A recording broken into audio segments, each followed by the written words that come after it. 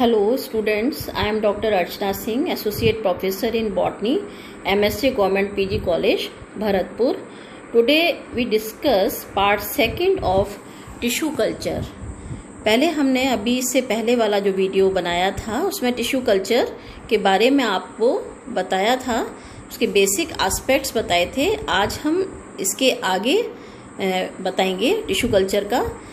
तो major steps in plant tissue culture, 3 steps हैं इसमें प्लांट टिश्यू कल्चर में। पहला stage 1 initiation phase, stage 2 multiplication phase and stage 3 root formation. तो initiation phase, the initiation phase is the first phase of tissue culture. Here the tissue of interest is obtained and introduced and sterilized in order to prevent any microorganism from negatively affecting the process. It is during this stage that the tissue is initiated to culture. हमने आपको बताया था कि हम क्या लेते हैं, सबसे पहले अपने रिक्वायरमेंट के हिसाब से जो भी डिजायर्ड टिश्यू होता है जिसको हम एक्सप्लांट कहते हैं, एक्सप्लांट को लिया जाता है और एक्सप्लांट को मैंने आपको बताया था कि उसको स्टेरिलाइज किया जाता है या तो मर्क्यूरी क्लोराइड से या फिर सोडियम हाइपोक्लोराइड की डिफरेंट कंसंट्रेशंस। जो कंसंट्रेशंस उस टिश्यू के लिए सुटेबल होती हैं उस कंसंट्रेशन को हम ऑप्ट कर लेते हैं। वो 0.5% हो सकती है, 1% हो सकती है, 2% हो सकती है। जो भी कंसंट्रेशन हमारे एक्सपेरिमेंट के हिसाब से उचित होगी, हमको अच्छा रिजल्ट देगी, उस कंसंट्रेशन को हम अपने एक्सपेरिमेंट में ऑप्ट कर लेते हैं और उसको स्टेरिलाइज करने के बाद में हम कल्चर करते हैं। तो ये फेज कहलाती है इनिशिएशन फेज यानी स्टेज 1। सेकेंड स्टेज है multiplication phase. The multiplication phase is the second step of tissue culture where the in vitro plant material is redivided and then introduced into the medium. Here the medium is composed of appropriate components for growth including regulators and nutrients. These are responsible for the proliferation of the tissue and the production of multiple shoots. This step is often repeated several times in order to obtain the desired number of plants. तो second stage है multiplication phase. जो explant हमने sterilise कर रखा है already, उसको हम कहाँ प्लेस करते हैं? मीडियम के अंदर. मीडियम मैंने आपको बताया था कई तरह के होते हैं. एक तो निश्च मीडियम होता है, एक B5 मीडियम होता है और एक होता है मुराशीज एंड स्कूग मीडियम जिसको हम शॉर्ट में MS मीडियम भी कहते हैं. ज़्यादातर हम अपने एक्सपेरिमेंट्स में MS मीडियम का ही उपयोग करते हैं. इस मीडियम को बनाने के लिए हमें organic, inorganic salts, vitamins, hormones और ये सारी चीज़ें लेनी होती हैं. सॉलिडिफाई करने के लिए हम इसमें अगार अगार का यूज़ करते हैं और कार्बोहाइड्रेट जो है वो सुक्रोज के रूप में ली जाती है. तो इससे हम ये मीडियम तैयार करते हैं. मीडियम को हम पोर करते हैं टेस्ट ट्यूब्स के अंदर या फ्लास्क के अंदर जिसमें भी हमें कल्चर करना होता है. तो उन फ्लास्क के अंदर पोर करके कॉटन प्लग से टाइटली उनको बंद कर दिया जाता है और स्लांटिंग फेज में रखा जाता है ओवरनाइट टेस्ट ट्यूब्स को, जिससे स्लांट्स बन जाते हैं, जिससे उनका एरिया जो है वो ब्रॉड हो जाता है प्लांट की ग्रोथ के लिए.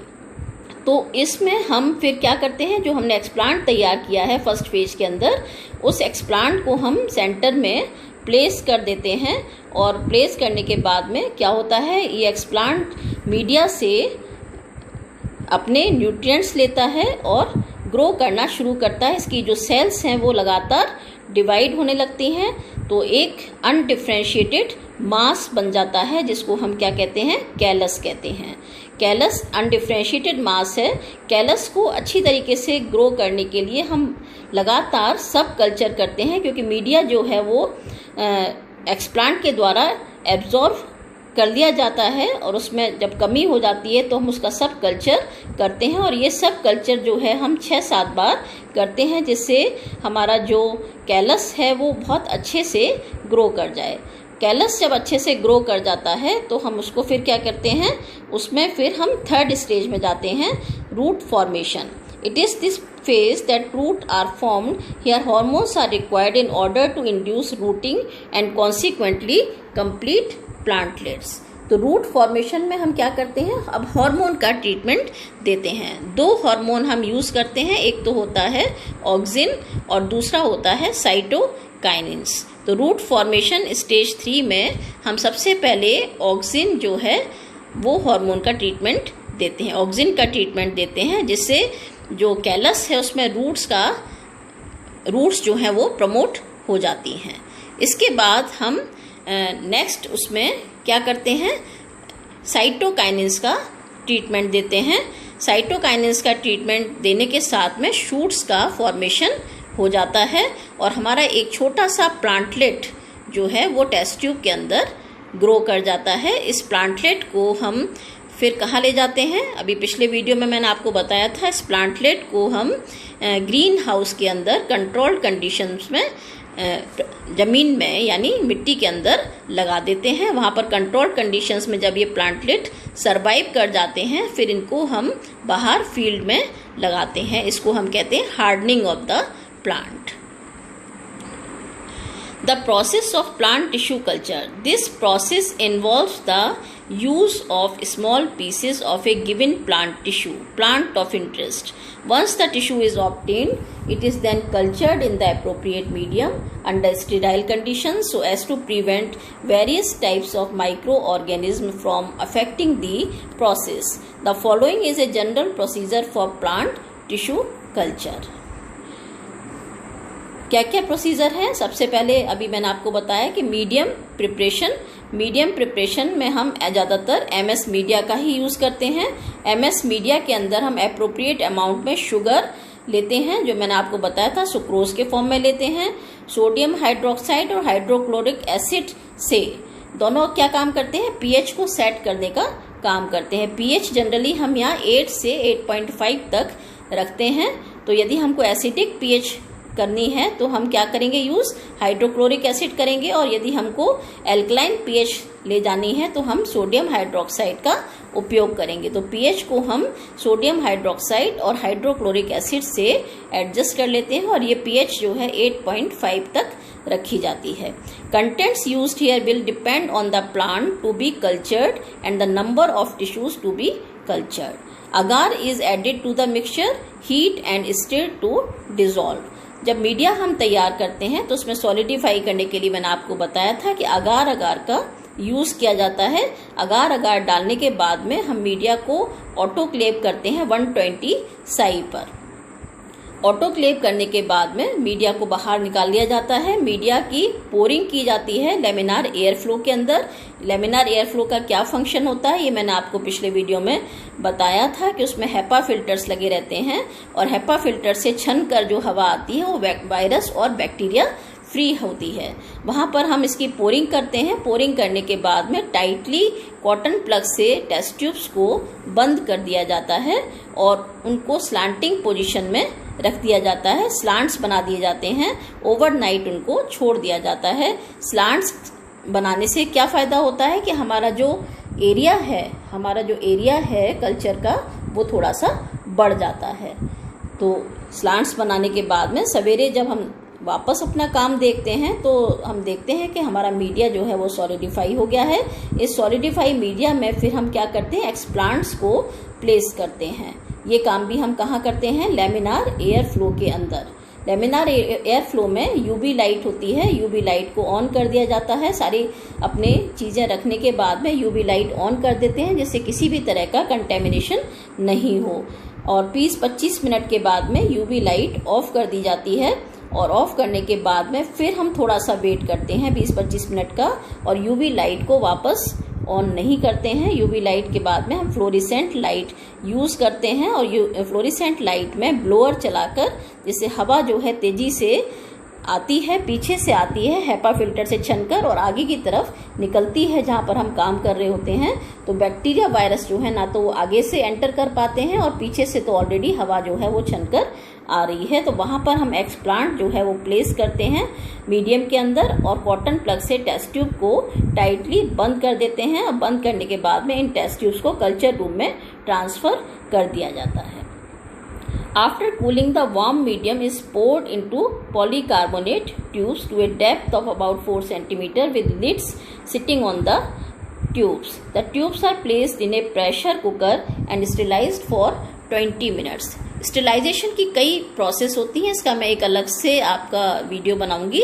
और स्टेरिलाइजेशन की प्रोसेस, किस तरीके से हम ग्लासवेयर्स को स्टेरिलाइज करते हैं, किस तरीके से हम मीडिया को स्टेरिलाइज करते हैं, किस तरीके से हम अपना इंस्ट्रूमेंट्स को स्टेरिलाइज करते हैं, ये सारी टेक्निक्स जो है मैं आपको उस वीडियो में बताऊंगी।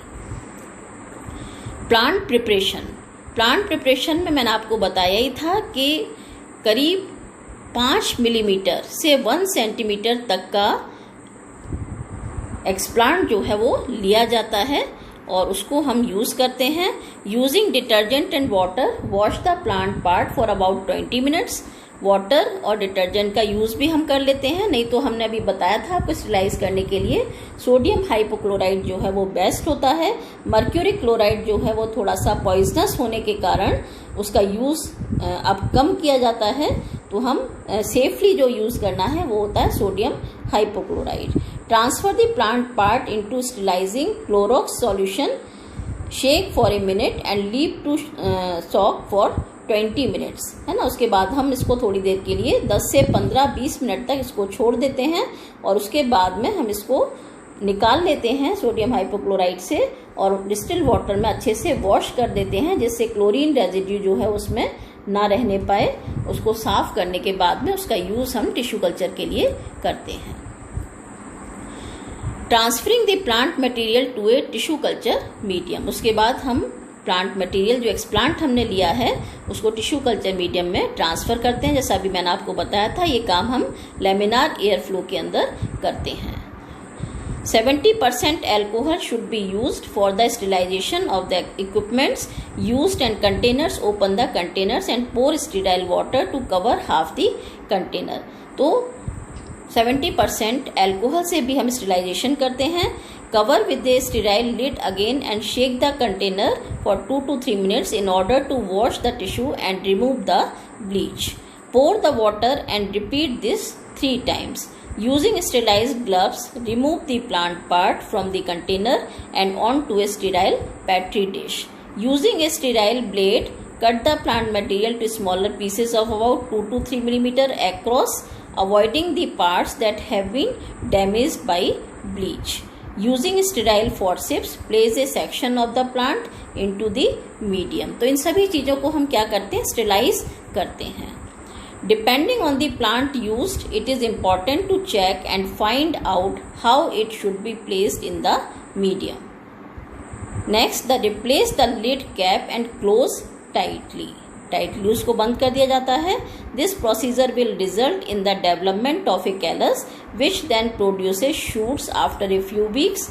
Once the shoot develop, then the plant section may be placed in the right environment, well lit, warmth, etc. for further growth. जो मैंने अभी आपको बताया था कि जब कैलस का डिफ्रेंसिएशन प्रॉपर तरीके से हो जाता है, कई बार जब हम सब कल्चर करते हैं और कैलस हमारा जब अच्छी तरीके से डेवलप हो जाता है, तो हम क्या करते हैं, उसमें हॉर्मोन्स का ट्रीटमेंट देते हैं। हॉर्मोन्स कौन कौन से बताए थे आपको, एक तो था ऑक्सिन और दूसरा था साइटोकाइनिन्स। ऑक्सिन्स को हम पहले डालते हैं जिससे रूट्स प्रमोट होती हैं, और उसके बाद में जब रूट्स प्रमोट हो जाती हैं तब हम साइटोकाइनिन्स का यूज करते हैं जिससे शूट्स प्रमोट हो जाती हैं।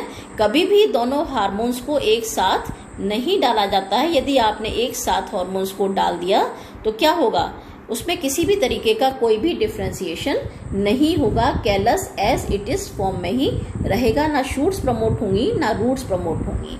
इसलिए हमेशा हार्मोन्स को सेपरेट तरीके से ही डाला जाता है। पहले ऑक्सिन डाला जाता है और उसके बाद में रूट्स प्रमोट होने के बाद में साइटोकाइनिन्स डाला जाता है।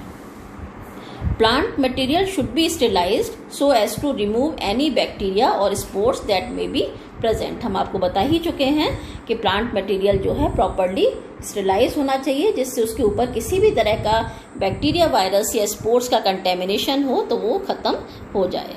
For plants, the medium culture act as a greenhouse that provides the explant with the ideal environment for optimum growth. This includes being free of microorganisms, nutrients, as well as the right balance of chemicals and hormones. Such media as BAP, TDZ are used while such hormones as IBA and IAA are used to induce growth. ये सब हम discuss कर चुके हैं, वही चीज़ें हैं. Major reasons for plant tissue culture. क्या रीज़न है प्लांट टिश्यू कल्चर करने के?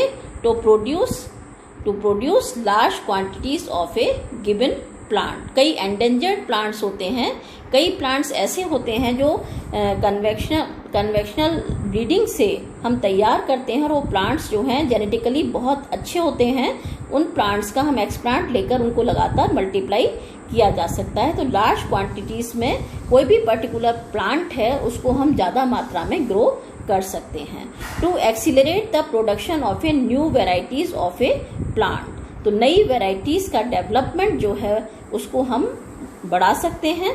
To maintain a virus free stock of the plant of interest. Virus free stock को बढ़ाया जा सकता है. जो प्लांट्स वायरस फ्री हैं, ऐसे प्लांट्स जो इंटरेस्ट के प्लांट्स हैं, उनको बढ़ाया जा सकता है. Technique for plant in vitro culture. कौन कौन सी टेक्निक हैं विट्रो में? इन विट्रो और इन वीवो. इन वीवो कहते हैं इन नेचुरल कंडीशंस, और इन विट्रो कहते हैं इन आर्टिफिशियल कंडीशंस. तो technique for plants in vitro culture. पहली टेक्निक है माइक्रो प्रोपेगेशन, सेकेंड है somatic cell genetics, and third है transgenic plants. Micro propagation, this technique is used for the purpose of developing high quality clonal plants. A clone is a group of identical cells. This has the potential to provide rapid and large scale propagation of new genotypes. Second है somatic cell genetics, used for haploid production and somatic hybridization. Somatic hybridization हम आगे पढ़ेंगे, और somatic embryogenesis जो है उसका video मैं आपको पहले दे चुकी हूँ, बता चुकी हूँ. माइक्रो प्रोपेगेशन का वीडियो हम इससे आगे आपको बताएंगे.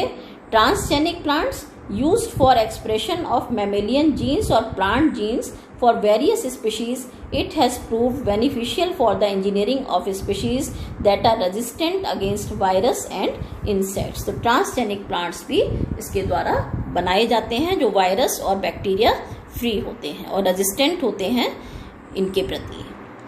Importance of tissue culture. क्या इंपॉर्टेंस है टिश्यू कल्चर की? It is relatively short time and space a large number of plantlets can be produced starting from the single explant. Next है taking an explant does not usually destroy the mother plant, so rare and endangered plants can be cloned safely. Third है it is easy to select desirable traits directly from the culture setup, thereby decreasing the amount of space required for field trials. Field trials में क्या होता था, लंबे लंबे खेतों में हम कई बार एक्सपेरिमेंट्स करते थे प्लांट ब्रीडिंग के तहत, और उसके बाद में पहली साल में किया, फिर दूसरी साल में किया, तीसरी साल में किया, तब जाकर प्योर लाइन सिलेक्शन किया जाता था और सीड्स को कलेक्ट किया जाता था. जो अच्छी हेल्थ के सीड्स होते थे उनको कलेक्ट किया जा सकता था. इस प्रोसेस में कई साल लग जाते थे, लेकिन टिश्यू कल्चर टेक्निक से अब ये संभव है कि आप एक छोटी सी लेबोरेटरी के अंदर, एक छोटी सी जगह के अंदर जो है आप बहुत सारे प्लांट्स, एक प्लांट से एक्सप्लांट लेकर विदाउट एनी हार्म, उस प्लांट से एक्सप्लांट लेकर बहुत सारे प्लांट्स जो हैं वो आप तैयार कर सकते हैं. Once established, a plant tissue culture line can give a continuous supply of young plants throughout the year. ये काम हम लगातार कर सकते हैं. हमें किसी सीजन की आवश्यकता नहीं है कि पर्टिकुलर सीजन होगा तभी हम उस प्लांट को ग्रो कर पाएंगे. The time required is much shortened. No need to wait for the whole life cycle of seed development. For species that have long generation time, low level of seed production, or seeds that readily do not germinate, rapid propagation is possible. तो इसमें हम क्या कर सकते हैं? एक तो time हमें बहुत कम चाहिए इस काम को करने के लिए. होल लाइफ साइकिल तक वेट करने की आवश्यकता नहीं है कि सीड डेवलप होगा तब हम आगे उसको सीड्स को शो करेंगे और तब हम प्लांट्स को तैयार करेंगे. स्पीशीज जो एंडेंजर्ड हैं उनको हम बढ़ा सकते हैं. और सीड्स जो जर्मिनेट नहीं करते हैं उन सीड्स का हम रैपिड प्रोपेगेशन जो है टिश्यू कल्चर के द्वारा बहुत आसानी से कर सकते हैं। In vitro growing plants usually free from the bacterial and fungal diseases. जो भी प्लांट्स हम तैयार करते हैं वो बैक्टीरिया और फंगल डिजीजेस से मुक्त होती हैं। Virus eradication and maintenance of plants in virus free state, virus से फ्री होती हैं। This facilitates movement of plant across international boundaries. इस कारण से हम इन प्लांट्स को इंटरनेशनल तौर पर जो है सप्लाई कर सकते हैं। Plant tissue banks can be frozen and then regenerated through tissue culture. It preserves the pollen and cell collections from which plants may be propagated. Plant tissue banks बनाई जाती हैं फ्रोजन करके, और जब भी आवश्यकता होती है उनके एक्सप्लांट्स को हम ग्रो कर सकते हैं। एक्सप्लांट्स में ग्रो करने के लिए आपने एक टर्म पढ़ा होगा जिसको हम कहते हैं टोटीपोटेंसी, यानी पूर्ण शक्तता। क्या होता है टोटीपोटेंसी? प्रत्येक कोशिका यानी सेल जो है उसमें अपने आप ही ग्रो करने की पावर होती है। तो टोटीपोटेंसी यानी पूर्ण शक्तता जो है वो इस टिश्यू कल्चर में काम करती है। एक्सप्लांट से कैलस का फॉर्मेशन जो है वो टोटीपोटेंसी के द्वारा ही होता है। Importance of tissue culture, it is relatively short time and space a large number of plantlets can be produced starting from the single explant. Taken an explant does not usually destroy the mother plant, so rare and endangered plant can be cloned safely. ये हम discuss कर चुके हैं। It is easy to select desirable traits directly from the culture setup in vitro, thereby decreasing the amount of space required for field trials. Once established, a plant tissue culture line can give a continuous supply of young plants throughout the year. Next, the time required is much shortened. No need to wait for the whole life cycle of seed development. For species that have long generation time, low level of seed production, or seed that readily do not germinate, rapid propagation is possible. Next, in vitro growing plants usually free from the bacterial and fungal diseases, virus eradication and maintenance of plants in virus free state. This facilitates movement of plant across international boundaries. Plant tissue banks can be frozen and then regenerated through tissue culture. It preserves the pollen and cell collection from which plants may be propagated. यह हम अभी बता चुके हैं आपको सारा। Applications. Micropropagation is widely used in forestry and in floriculture. माइक्रोप्रोपेगेशन का use हम फॉरेस्ट्री के अंदर और फ्लोरिकल्चर के अंदर अधिक मात्रा में कर सकते हैं। Micropropagation can also be used to conserve rare और endangered plant species. Endangered plant species को कंजर्व करने के लिए हम माइक्रोप्रोपेगेशन का यूज कर सकते हैं। A plant breeder may use tissue culture to screen cells rather than plants for advantageous characters, example herbicide resistance और टॉलरेंस। नेक्स्ट है large scale growth of plant cells in liquid culture inside bioreactors as a source of secondary products like recombinant proteins used as biopharmaceuticals. ये इसकी applications हैं।